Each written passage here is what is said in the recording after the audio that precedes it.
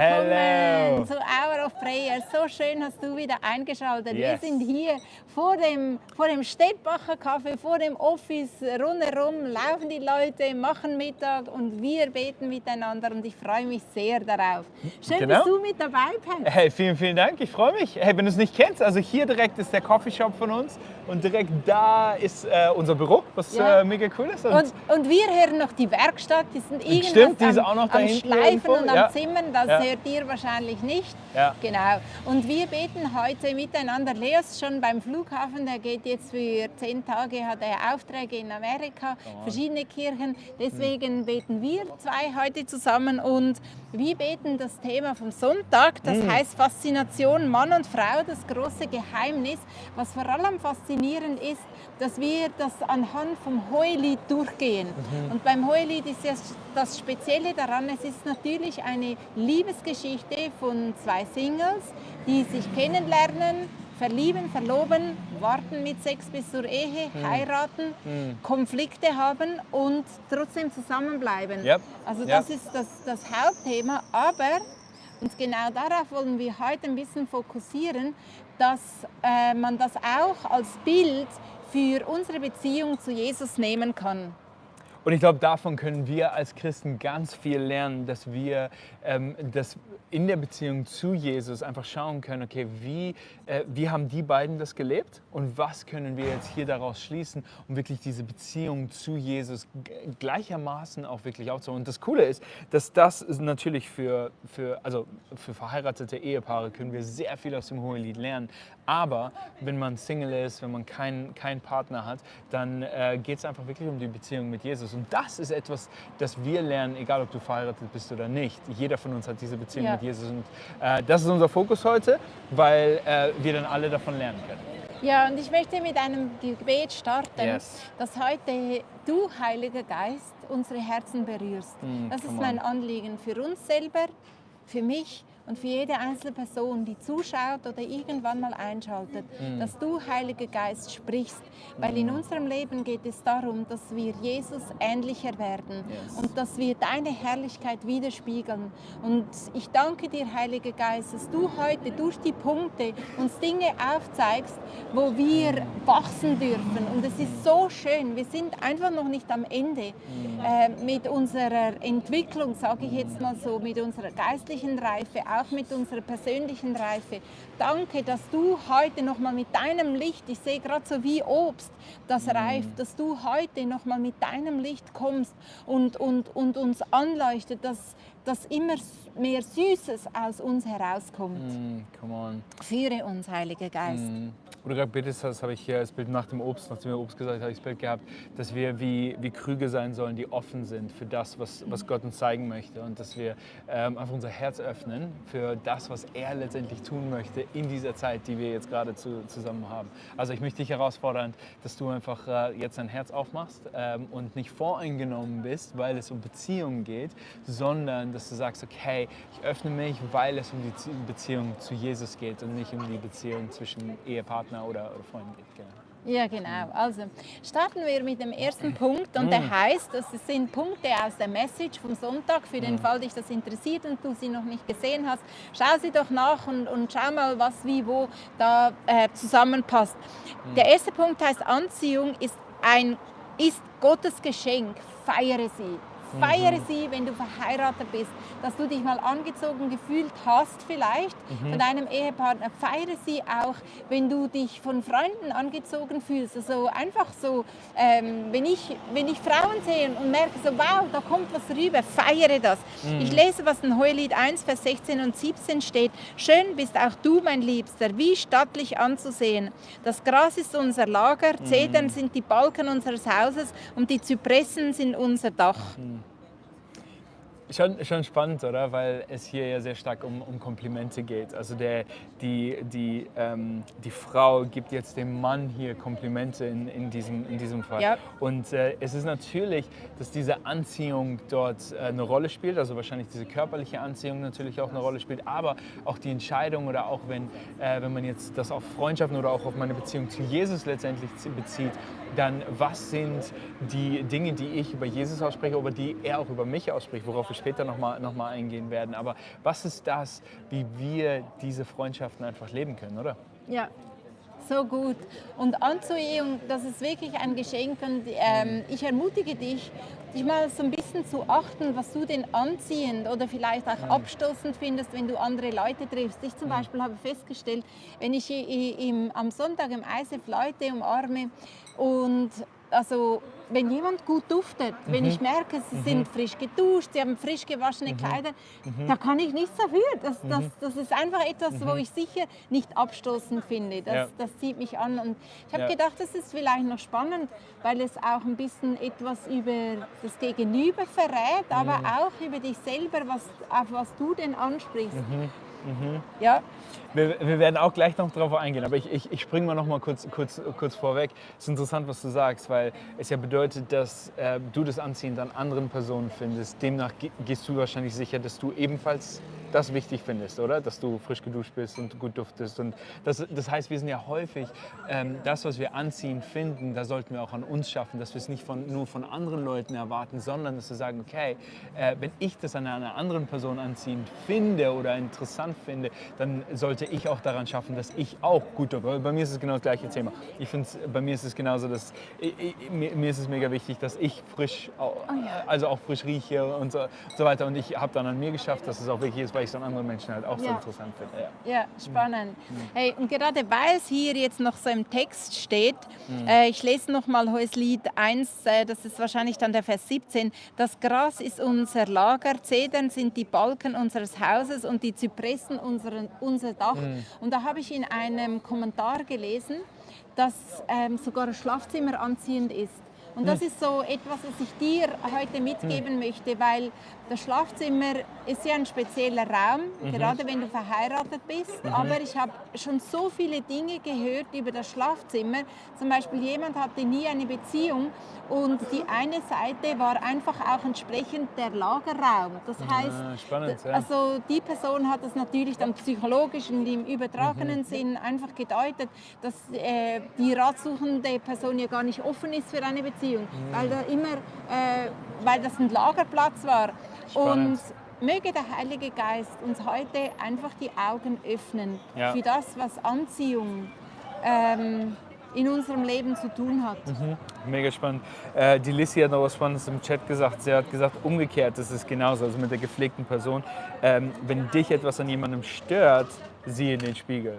Finde ich einen interessanten Umkehrschluss. Ja, genau. Hey, wollen wir dafür beten? Ja, wollen wir unbedingt. dafür beten? Jesus, ich möchte dir Danke sagen, dass du diese Beziehung zu uns möchtest und dass du diese anziehende Beziehung zu uns möchtest und mit uns möchtest. Und Jesus, ich bete, dass du uns einfach zeigst, jetzt gerade in dieser Zeit, in der wir haben, dass du uns wie den Spiegel vorhältst und sagst, hey, das ist vielleicht noch etwas, woran wir arbeiten sollten oder woran wir in der Beziehung zu dir arbeiten dürfen. Jesus, ich bete, dass es nicht daran dass wir nicht eine Herangehensweise haben, dass wir nur wollen, dass andere Leute sich für mich ändern oder dass, Vater, ich dich in eine Schublade tue, Jesus, dass du in eine gewisse Art und Weise für mich sein sollst, sondern andersrum, dass ich mich verändern lassen möchte von dir, dass du an meinem Herz arbeitest, Jesus, damit diese Anziehung einfach so in der Form ein Zusammenspiel ist, wo wir gemeinsam, wo wir mehr an dein Herz ranwachsen können, Jesus. Ja, und was mir in dem Moment einfach in den Sinn kommt, was ich so gerne noch über uns allen ausspreche, habe ich auch heute Morgen irgendwo gelesen, dass Jesus uns ja nicht anziehend fand und deswegen für uns am Kreuz gestorben ist. Also er fand uns nicht, wir waren nicht liebenswert. Und deswegen ist er am Kreuz gestorben, sondern weil er am Kreuz gestorben ist, wurdest du liebenswert. Weil er am Kreuz gestorben ist, versprühst du Anziehungskraft. Und das ist eine Wahrheit, die wollen wir heute einfach nehmen, oder?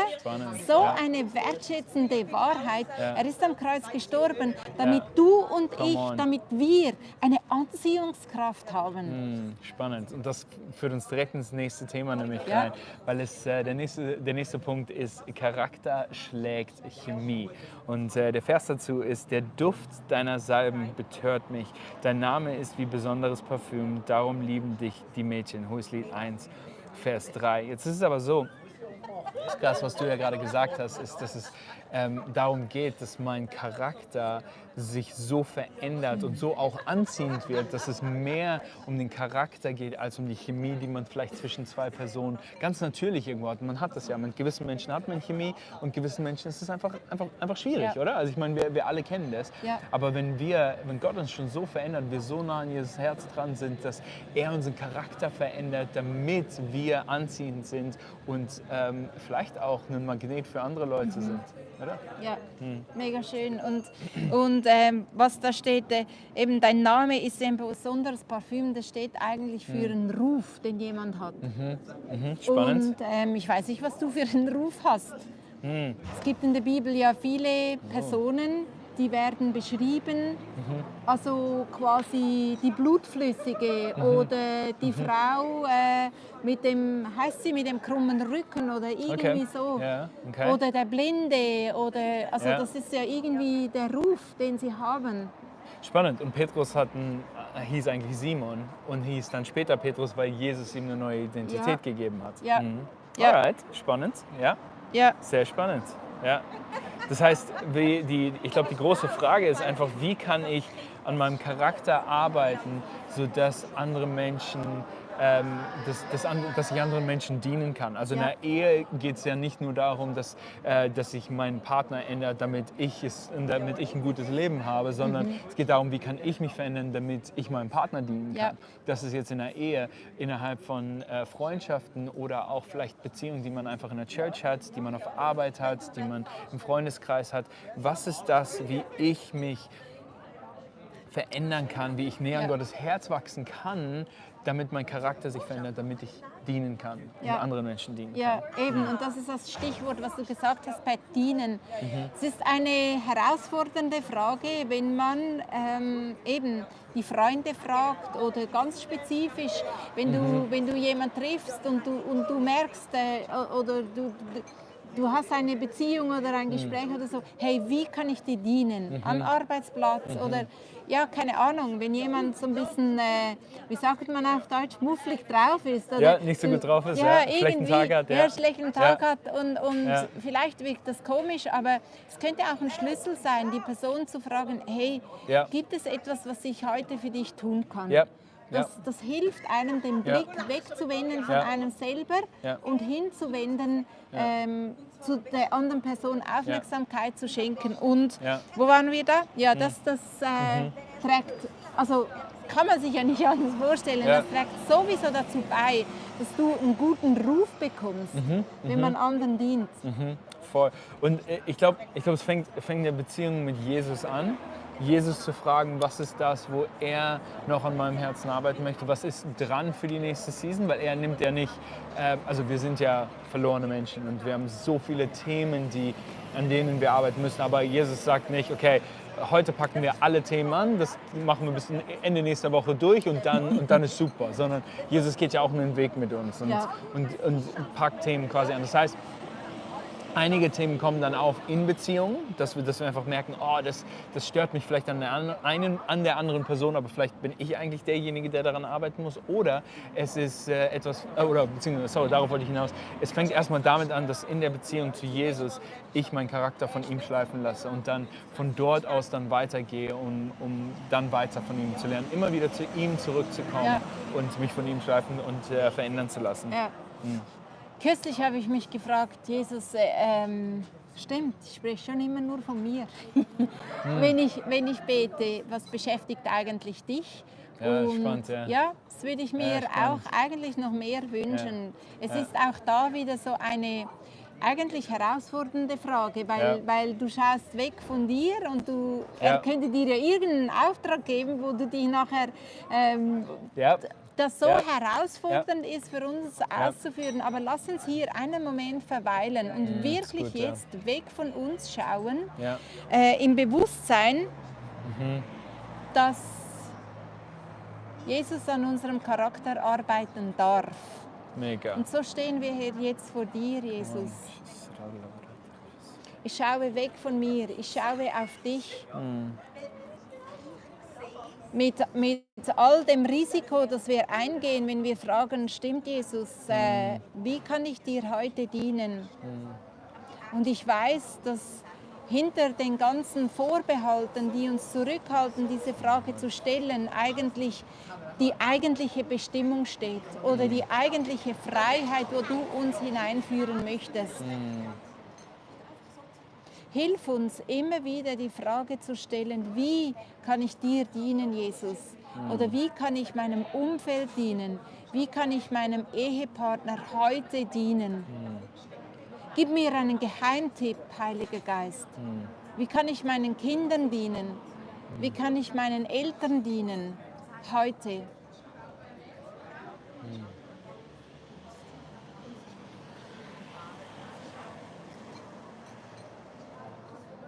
Ja, den Vers möchte ich doch noch vorlesen. Psalm 32, Vers 8. Für den Fall, du den nachschlagen möchtest. Du sprichst zu mir.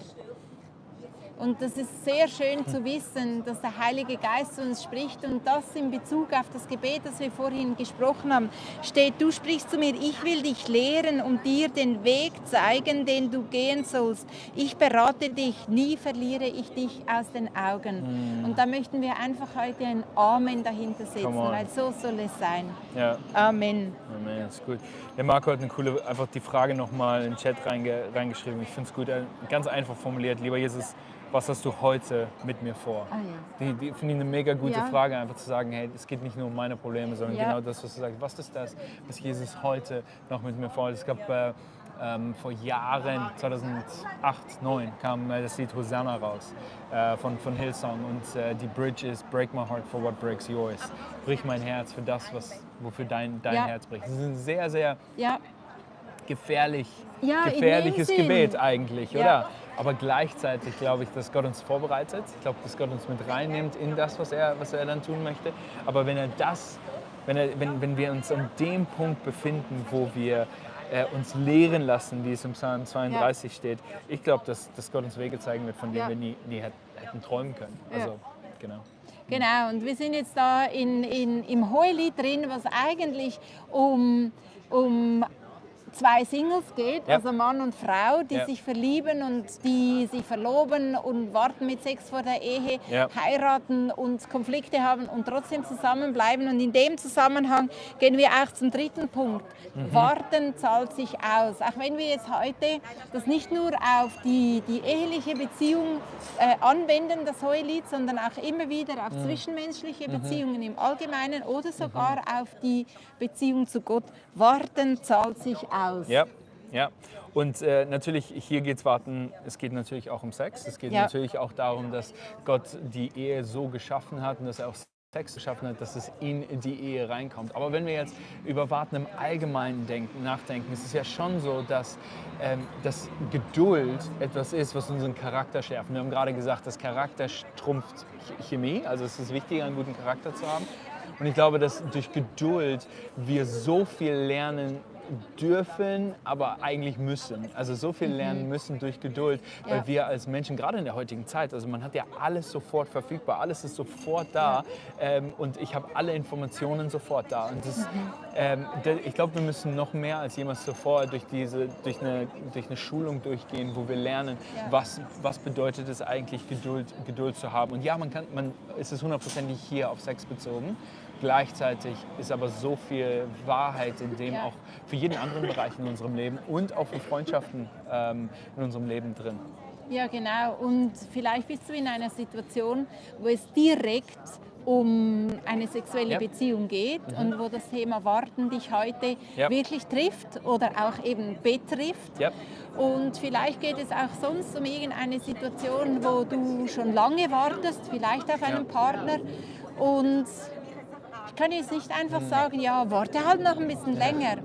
Aber was ich sagen kann, ist, dass Geduld eine Fähigkeit und eine Frucht vom Heiligen Geist ist. Und was ich auch weiß, ist, dass in der Bibel oft heißt, sei still und hoffe oder harre auf den Herrn und er wird kommen zur rechten Zeit. Und genau da, wo du am Ende bist mit deiner Geduld und am Ende bist mit der Fähigkeit, warten zu können, mit deiner Fähigkeit, möchten wir jetzt hineinbeten. Ja, sehr gerne, sehr gerne.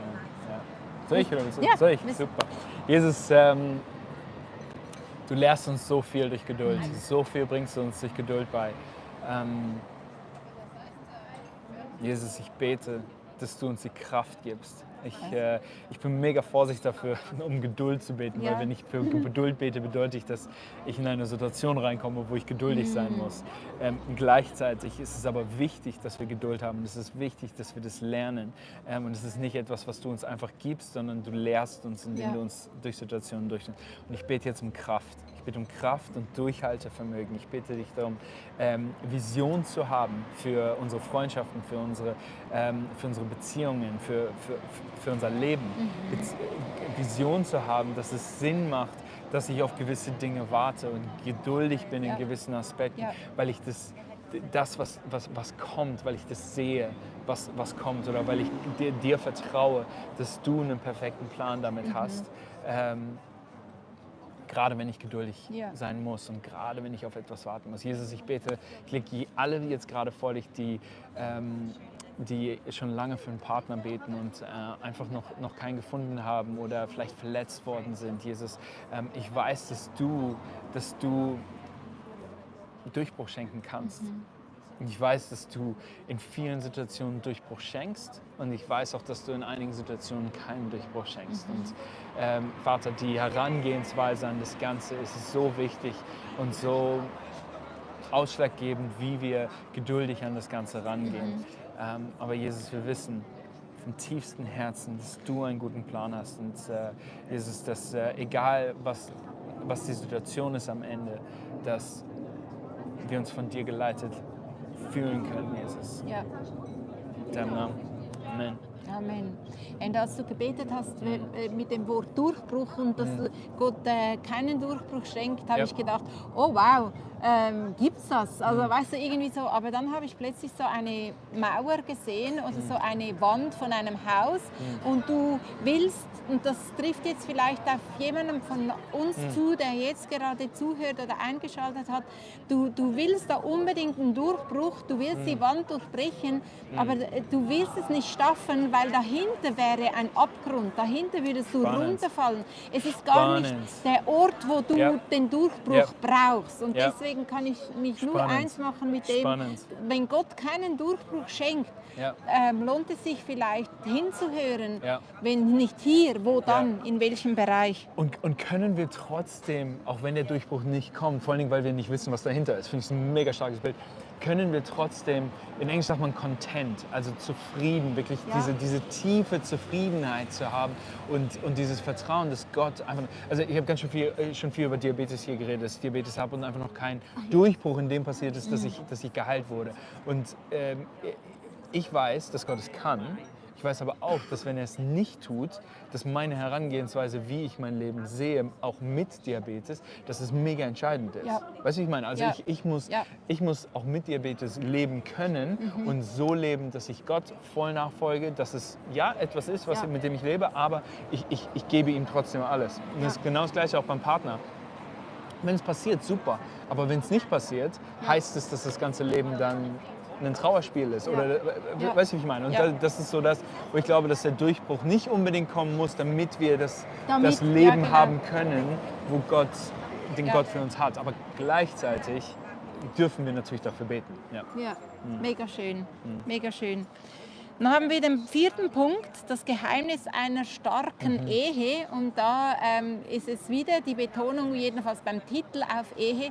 Was mich da anspricht, ist einer der Punkte, Komplimente und Wertschätzung. Und das ist ja sicher etwas, was jetzt in der Ehe wahrscheinlich nie man zu viel machen kann, oder? Stimmt.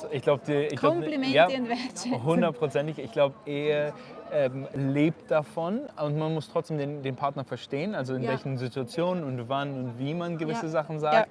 Aber Ehe lebt davon, 100%. Aber Freundschaften auch. Freundschaften leben auch davon, oder? Ja, ich habe gerade vor einiger Zeit einen Brief bekommen von jemandem aus unserer Kirche und sie hat einfach ein Kompliment gemacht in Bezug auf, wie wir Frauen untereinander umgehen. Und das ist so gut. Schön. Das ist so schön. Also, vielleicht kannst du dir heute überlegen, wem könntest du ein ehrlich gemeintes Kompliment machen. Und ich habe noch nie jemanden gesehen, der komisch aussieht. Also weißt du, manchmal fällt mir auf, dass ich jemand begegne und die sieht jetzt einfach wirklich gut aus in dieser Hose oder in diesem Mantel und ich spreche sie dann an und sie haben immer ein Smile mega nachher schön. auf dem Kopf. Mega schön, Ja. mega schön. Ich würde dich auch herausfordern, gerade mit deinen Freundschaften, Arbeitskollegen, mit deinen engen Freunden, aber auch mit deinem Ehepartner. Schau doch mal nach, was die 5 Sprachen der Liebe gibt es ja. Es gibt auch die 5 Sprachen Gottes, wie heißt es nochmal? Ja, 5 Sprachen der Liebe in Bezug auf In Bezug Gott. auf Gott, genau so war es. Genau. Aber 5 Sprachen der Liebe in Bezug auf Freundschaften. Schau doch mal rein, also es gibt da den Unterschied zwischen wie empfange ich persönlich Liebe und wie gebe ich Liebe. Also wir haben eine Sprache, eine Liebessprache, wie wir geben und wie wir empfangen.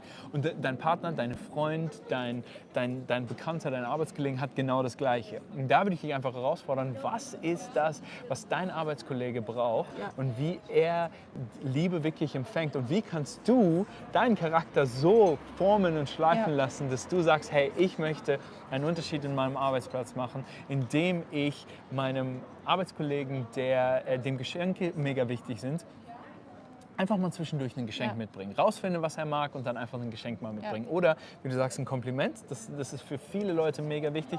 Nicht für alle unbedingt, aber wir alle können damit was anfangen. Genauso wie wir mit allen mit Geschenken was anfangen können. Aber wenn jemand die Liebessprache hat, dann braucht er das noch mehr. Was ja mega, mega schön ist, wenn wir das dann den Leuten geben dürfen, oder? Ja, so ein guter Punkt mit den Liebessprachen. Umarmungen, das wäre ja dann Zärtlichkeit. Ja, genau. Vielleicht hast du jemanden in deinem Umfeld, die ist jetzt alleinstehend oder er ist alleinstehend und du kannst eine ehrliche, liebgemeinte Umarmung geben und das macht sowas, weil du merkst, wahrscheinlich hat die Person jetzt Liebessprache Zärtlichkeit. Das muss ja dann nicht anziehend in dem Sinne, im eigentlichen Sinne wirken.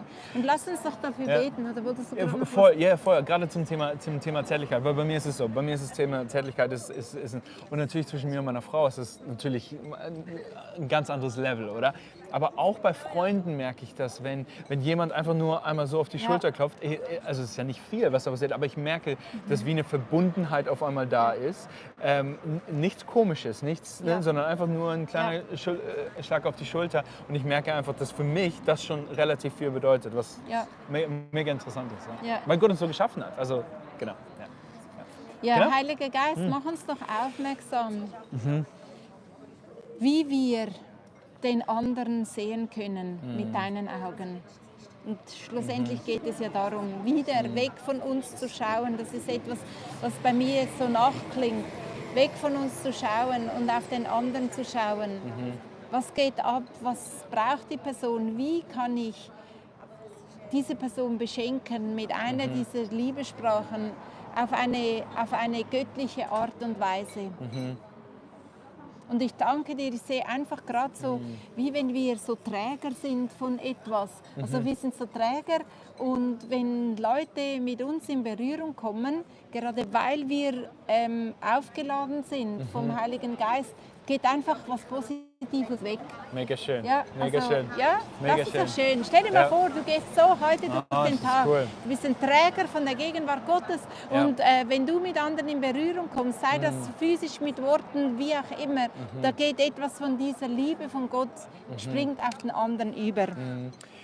Ich habe letztens gesehen, das war nicht im christlichen Kontext, aber ich musste gerade daran denken. Und zwar hat die Person gesagt, wie kann ich ein Mehrwert für den Gegenüber sein in der Interaktion, die ich mit der Person habe. Wie kann ich ein Mehrwert sein, sodass wenn die Person weiterzieht, sie bessere Laune hat, irgendeinen Mehrwert von mir quasi mitbekommen hat. Ich fand den Ansatz mega, mega spannend. Und das war von einer Nicht-Christin, die diesen Ansatz hat. Wenn wir genau das Bild, was du gerade hattest, wenn wir das mit reinnehmen, finde ich richtig, richtig gut. Wie können wir die Liebe Gottes so in der Form weitergeben, in jeder Interaktion, die wir haben? Ja. Und, mega spannend, schön. Mega spannend. Mega schön. Hey, wir haben noch 2 weitere Punkte. Gute Punkte. Ja, gute Punkte. Also ich? Ja, voll gerne. 5. Deine Identität ist in Christus, nicht im Spiegel. Ja. Mega spannend. Der Vers dazu, Hoheslied 1, Vers 5 bis 6. Schaut nicht auf mich herab, ihr Mädchen von Jerusalem, weil meine Haut so dunkel ist, braun wie die Zelte der Nomaden. Ich bin dennoch schön, so wie die wertvollen Zeltdecken Salomos. Meine Brüder waren streng mit mir, sie ließen mich ihre Weinberge hüten. Doch mich selbst zu pflegen, meine eigenen Weinberge, dafür hatte ich keine Zeit. Darum bin ich von der Sonne so gebrannt. Das heißt, es geht mehr um das, was Jesus in mir tut, als das, was, wie wir aussehen oder das, was wir letztendlich tun. Aber was bedeutet das ganz konkret für uns in unserem Alltag? Ja, also für mich bedeutet es, dass ich nicht vom Partner etwas erwarte, sondern dass ich in mir sicher bin. Also wenn es dich betrifft und du alleinstehend bist, dass du das nicht als Mangel empfindest und als deine Identität, ich bin alleinstehend, auch wenn das jetzt dein Zivilstand ist, sondern dass wir einfach uns so sicher fühlen dürfen in Jesus, weil er alles ausfüllt. Und das würde ich mir wünschen, dass wir heute oder in der nächsten Zeit einfach in diesem Bereich einen Schritt machen können. Und was natürlich dazu hilft, ist, wenn wir die Wahrheiten Gottes über uns aussprechen. Eben eine Wahrheit hatten wir schon. Du bist anziehend, grundsätzlich, weil Jesus für dich am Kreuz gestorben ist und dich anziehend gemacht hat. Und ich hatte mal so ein Erlebnis damit, ich hatte mal verschiedene Worte ausgedruckt und habe einfach mal so eins dieser Worte genommen und da stand genau das Wort drauf, Anziehungskraft. Und dann habe ich gedacht, okay, das ist das, was Gott mir heute sagen möchte. Ich habe Anziehungskraft. Und das war direkt an einer Retreat, wo wir uns mit Pastoren getroffen haben. Und du denkst jetzt vielleicht, dass das für mich normal ist, dass ich davon ausgehe, dass ich Anziehungskraft habe. Ja, aber manchmal in so einer großen Gruppe, weißt du, wie kommt man an und so, wie geht das alles? Und das Wort hat mich so gestärkt, weil es war eine Wahrheit von Gott. Ich habe Anziehungskraft und ich bin entsprechend nicht mit einer Haltung auf die Leute zugegangen, ja mal schauen, wie sie reagieren, sondern mit einer Haltung, ich habe etwas zu geben. Ich habe etwas zu geben. Und das ist nicht stolz, nicht arrogant, das ist, weil wir eine Identität in Jesus haben und gefüllt sind. Und das braucht die Welt. Ja, voll. In Sprüche gibt es einen Vers, wovon das Herz voll ist, sprudelt der Mund über. Und wenn unser Herz voll mit Jesus ist, wenn das ist, wenn unsere Identität in Jesus liegt, dann haben wir andere Erwartungen an unseren Partner, unsere Erwartungen an unsere Freunde, weil wir nicht davon ausgehen, dass der Partner oder unsere Freunde dafür da sind, um meinen Liebestank aufzufüllen, obwohl das natürlich auch dazugehört, gar keine Frage. Aber wir gehen nicht mit der Grundhaltung hin, ich bin extrem ungeliebt und mir geht's schlecht und jetzt gehe ich auf eine andere Person zu, damit sie mir das gibt, sondern das ist grundsätzlich das, was wir uns von Jesus abholen. Und wir dürfen eine Haltung haben, wo wir mehr im Geben sind, als dass wir im Nehmen sind, weil wenn wir geben, werden wir empfangen. Also es ist ja immer ein Geben und Nehmen. Aber wenn die Grundhaltung die ist, dass wir diese Zusage von Gott haben und diese Zusage dann weitergeben können, das ist das, wo wirklich Transformation auch passiert. Ja, genau. Und du hast ja vorhin schon Marco, der unser Online-Host ist, ein paar Statements geschickt. Genau. Die beten wir jetzt einfach über uns und speziell auch für dich beten wir das aus als Wahrheiten, dass deine Identität stärkt. Und wir können ja das abwechselnd machen. Ja, voll gerne. Ich fange mal mit dem einen an. Das steht im Johannes 10, Vers 10. Du kannst entspannt das jetzt einfach auf dich wirken lassen, ohne verkrampft da die Bibelverse aufzuschreiben. Das kannst du ja alles nachher nochmal nachschauen. Also von daher ist es entspannt. Aber ich spreche über dir aus. Du bist von Gott mit Leben im Überfluss gesegnet. Das ist deine Identität. Du bist von Gott mit Leben im Überfluss gesegnet. Philipper 4, Vers 6. Du begegnest Stresssituationen mit Gelassenheit und du machst dir keine Sorgen. Du begegnest Stresssituationen mit Gelassenheit und du machst dir keine Sorgen. Das nächste steht in Philipper 4, Vers 7. Deine Gebete bringen Frieden, der dein Verstehen übersteigt. Der nächste kommt aus Matthäus 11, Vers 28. Da steht, du mühst, ich mühe mich nicht selber ab. Also du mühst dich nicht selber ab. Sorry, ich muss einmal umdenken. Matthäus 11, Vers 29 steht direkt, dein Herz ist erfüllt von Gottes Ruhe, die dir seelische Stabilität und Wohlbefinden bringt. Das ist deine Identität. Dein Herz ist erfüllt von Gottes Ruhe, die dir seelische Stabilität und Wohlbefinden bringt. 1. Korinther 6, Vers 20 steht, als Gottes Auserwählter bist du frei und lebst, um ihm die Ehre zu bereiten. 1. Korinther 6, Vers 20. Als Gottes Auserwählter bist du frei und lebst, um ihm Ehre zu bereiten. Psalm 119, Vers 105. Du findest Weisung in Gottes Wort. Come on. Hey, und wenn es sein muss, So gut. dann sag dir diese Aussagen jeden Tag, sprich sie über deinem Leben aus. Das ist deine Identität. Ja. Und ich danke dir, Jesus, Come on. dass das Wahrheiten sind, die unser Herz prägen. Und wenn wir Dinge laut über unserem Leben aussprechen, hat das größten Einfluss über die Art und Weise, wie wir uns danach fühlen. Noch einen So Punkt gut, haben noch wir. ein Punkt, gell, noch Pat? ein Punkt. Werde selbst zu der Person, die du suchst. Und ich finde es so ein spannender Punkt, weil häufig, wir haben es am Anfang schon kurz angedeutet, häufig denken wir, dass wir richtig sind und immer alles richtig machen und die Person gegenüber muss sich verändern, damit ich glücklich bin, damit ich das machen kann, was ich tue, und muss die andere Person sich ändern. Aber wenn wir die Herangehensweise haben, dass wir sagen, hey, ich bin bereit, mich selber verändern zu lassen und zu schauen, was ist das, was Gott in mir tun möchte, um selber zu dienen, um letztendlich der anderen Person zu dienen, haben wir eine andere Herangehensweise. Das bedeutet, was sind die Dinge, die du in deinem Leben siehst, du vielleicht in anderen Leuten auch siehst, wo du selber dann sagst, hey, ich möchte mich verändern, um so zu werden oder um einerseits näher an Jesus herzuwachsen, um ihm Freiraum zu geben, sich in mir sich zu verändern, dass ich mich verändere, indem er sich in mir pflanzt. Gleichzeitig aber auch zu schauen, hey, was ist das, was ich in anderen Leuten sehe, was ich schön finde, um dorthin zu wachsen? Was ist die Person, die du werden kannst, die du suchst? Ja, und hier möchte ich einfach mit dem Gebet abschließen und Gott nochmal bitten, dass er uns hilft, dass wir geistlich wachsen können, dass wir auch in unserer Emotionalität wachsen können. Und du siehst, himmlischer Vater, unsere Herausforderungen. Unser ganzes Leben ist dir vertraut. Und ich danke dir, dass du, Heiliger Geist, uns zeigst, wie und in welchem Bereich wir geistlich wachsen können.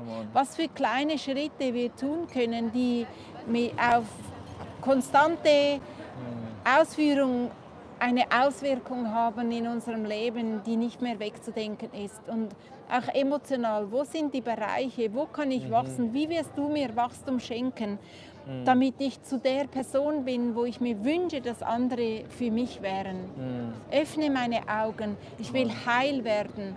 Das, was in mir sich noch so sehr danach sehnt, dass andere mir etwas tun.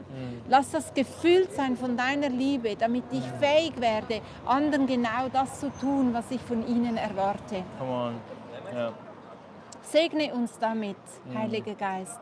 Und danke vielmal für all die guten Dinge, die wir jetzt durchbeten durften, die wir hören durften, die unser Denken anfangen zu prägen und dadurch auch unser Handeln. So gut. Amen. So gut, Amen. Ich würde jetzt auch gerne noch einmal, was du am Ende reingeschrieben hast, möchte ich gerne mal vorlesen. Ich fand es sehr gut. Einfach zu diesem Punkt, arbeite an deinem Charakter, deiner Berufung und deiner Beziehung zu Jesus, indem du dich in dein Wachstum investierst, sowohl geistlich, emotional und praktisch. Finde ich mega gut, wie du es noch aufgeschrieben hast. Genau. Ja. Hey, mega schön. Ja, Danke dir, Susanne. magst du Mega schön. noch den Schluss machen? Hey, voll gerne. Hey, ich möchte es einfach ganz kurz einmal zeigen. Wir haben, der Staff ist hier hinten am Mittagspause. Mittagsessen, genau, Mittagspause. Leute laufen uns vorbei. Und es sind sowohl Leute, die vom Staff sind, aber auch Leute, die einfach hier in der Gegend arbeiten und einfach hier was zum Mittagessen bei uns im Steppbacher, was mega, mega cool ist. Hey, Richtig schön, dass du dabei warst. Freuen uns immer wieder, dich dienstags hier mit dabei zu haben. Ich liebe die Community. Ich liebe, wie aktiv ihr im Chat mit dabei seid. Es ist so, so genial. Hey, wir haben ein paar Sachen, die jetzt wir gehen jetzt in den Mai rein, ein paar Sachen, die jetzt im Mai passieren. Wir werden weiterhin unsere Hour of Prayer haben. Was wir aber jetzt ganz neu haben, ist, wir werden an dem ersten Mittwoch im Monat genau das, was wir hier machen, aber als Fürbitte über ein Zoom-Meeting machen. Das heißt, du kannst dort mit dabei sein. Immer der erste Mittwoch im Monat kannst du es auf der ICF-Webseite, kannst du die Informationen dafür kriegen, wo wir einfach im Zoom zusammenkommen wollen, um ganz bewusst für die Church zu beten, für unsere Leadpastoren zu beten, für Anliegen zu beten, die wir haben. Das machen wir immer am ersten Mittwoch im Jahr. Und dann haben wir Ende Mai haben wir unsere Conference, die haben wir sowohl online als auch vor Ort. Das heißt, wenn du nach Zürich kommen möchtest, komm gerne nach Zürich, hol dir ein Ticket und komm vorbei. Ansonsten gibt es die Conference auch online. Hey, ansonsten wünschen wir dir eine gesegnete Woche und wir sehen uns am Sonntag wieder. Ja, mach's gut. Ciao, ciao. Schön, warst du dabei. Ciao. Tschüss.